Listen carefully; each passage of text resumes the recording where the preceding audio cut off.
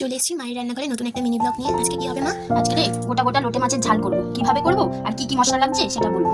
এই যে লোটে মাছ, আর মশলা লাগছে শুকনো লঙ্কা, আদা, রসুন, পেঁয়াজ, ধনেপাতা। আর আজকে কি নিলে? এটা আদা,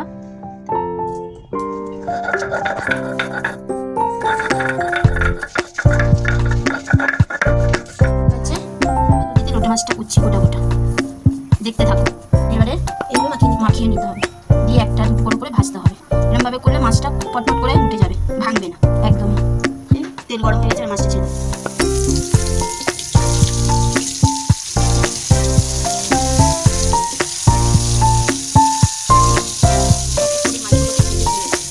এবারে এক এক করে মাছগুলোকে ভেজে নেবো। মাছ ভাজা হয়ে গেছে, মাছগুলোকে সব এক করে ভাজা হয়ে গেছে। এবার কি করবে? ভাজার কড়াতে একটু সামান্য তেল দিতে হবে।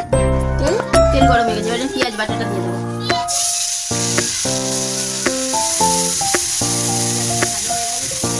এবারে মশলাটা দিয়ে দেবো, এবারে টমেটো পেস্ট দিয়ে দেবো, বসে রেখেছি সেটা দেবো। এবার দিয়ে হচ্ছে হলুদ, নুন,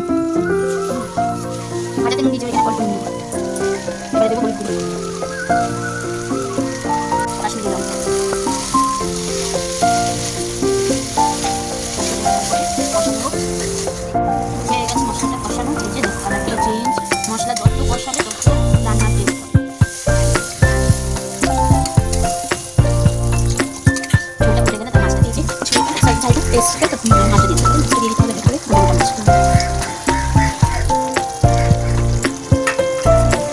হালকা হাতে একদম নাড়িয়ে নাড়িয়ে করতে হবে, আর ঢাকা দেবো না।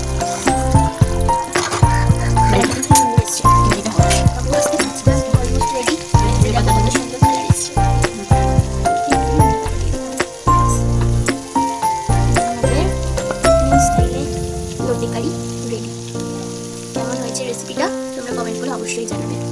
আর আমাদের চ্যানেলের রান্নাগুলো যদি ভালো লাগে অবশ্যই চ্যানেলটিকে সাবস্ক্রাইব করে পাশে থাকো।